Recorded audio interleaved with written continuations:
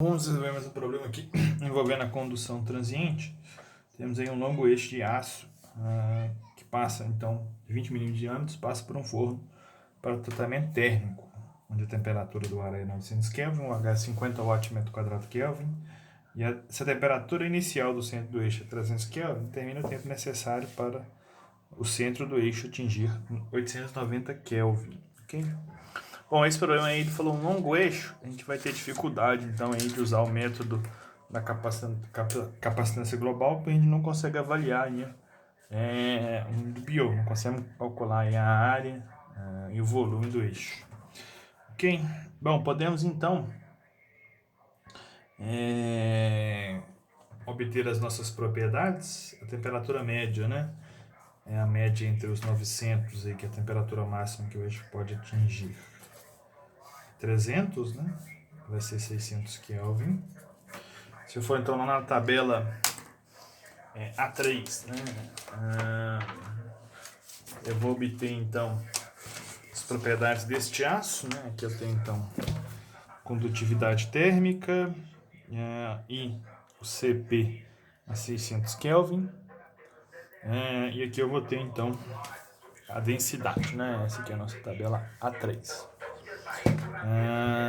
A densidade só vai ter 300 Kelvin, tá? Vou anotar mesmo aqui 300 Kelvin, que é essa parte aqui da tabela. Eu tenho um K, tabela A3, o K é igual a 48,8 watt metro quadrado Kelvin, meu C é 685 joules por quilograma Kelvin, e o Rho é 7.832 kg por metro cúbico. Ok? Bom, em seguida nós vamos então, para resolver esse problema, lançar a mão da nossa solução gráfica, tá? Aproximada. Tem aqui então, para um cilindro, né? Nós vamos ter 3 gráficos. Esse primeiro gráfico aqui vai representar a variação da temperatura no centro ao longo do tempo. Esse segundo gráfico aqui vai representar a variação da temperatura em qualquer posição do eixo, dada a temperatura do centro. E esse gráfico, o terceiro gráfico aqui, vai me dar a relação entre o Q e o Q máximo. O Q máximo acontece quando eu tenho o início do resfriamento ou o início do aquecimento. Okay? Então, para usar esse gráfico, que é o que a gente vai precisar, né? Temperatura no centro ao longo do tempo, eu preciso então calcular essa temperatura no centro, que eu já tenho, né? E o inverso do número de Biot. Então vamos começar calculando aí o inverso do número de Biot. O inverso do número de Biot é 1 sobre o Biot, é o KHR.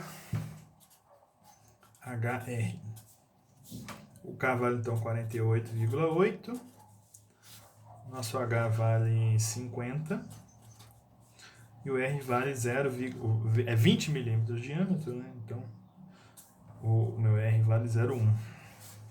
Isso dá então 48,8 dividido por 50,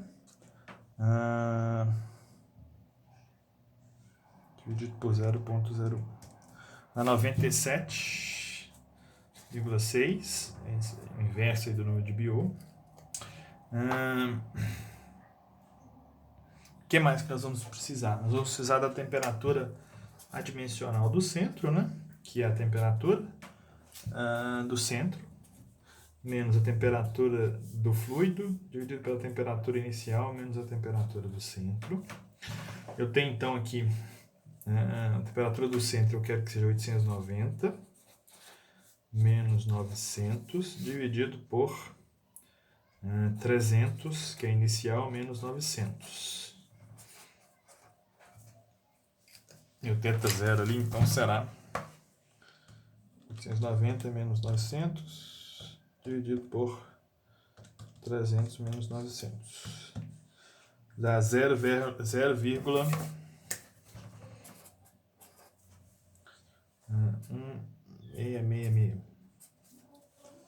Ok?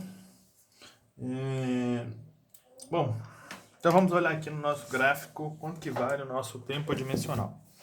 Bom, olha só, a curva que eu estou mais próxima aqui vai ser essa curva de 100, né? Eu achei esse 1 sobre o de 97,6. Então, vou adotar a curva de 100. Esse valor aqui do θ0 é 0,016. Mais próximo que eu... Podemos usar aqui 0,015, tá? Que eu acho que o valor mais próximo vai ser esta linha aqui, ó. Esta linha aqui. Então, esta linha aqui, ela vai cruzar com a linha de 100 aqui.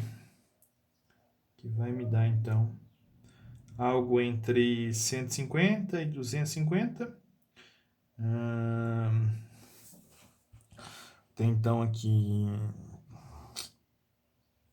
175, 200, 200. Então, meu tal é 200.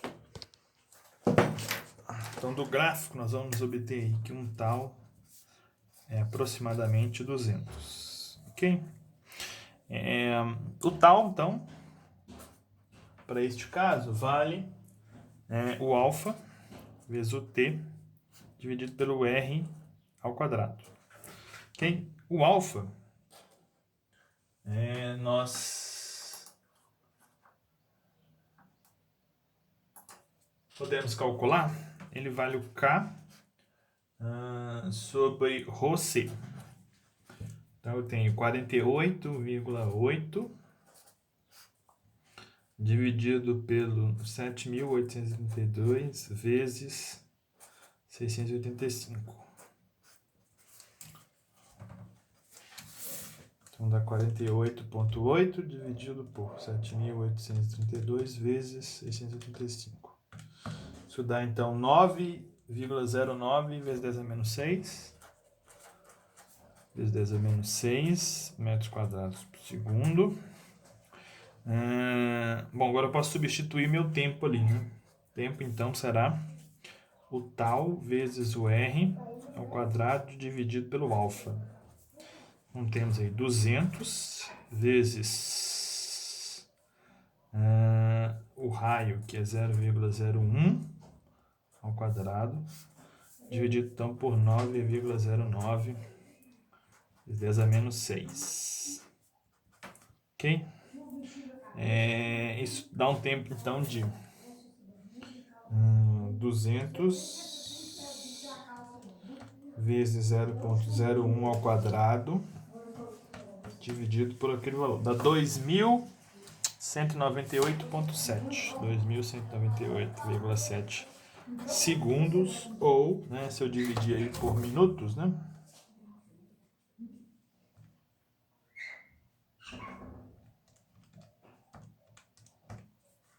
Dá aproximadamente 36,6 minutos, ok? Então esse é o tempo necessário para a gente aquecer esse eixo até a temperatura de 890, ok? Então, até o próximo vídeo.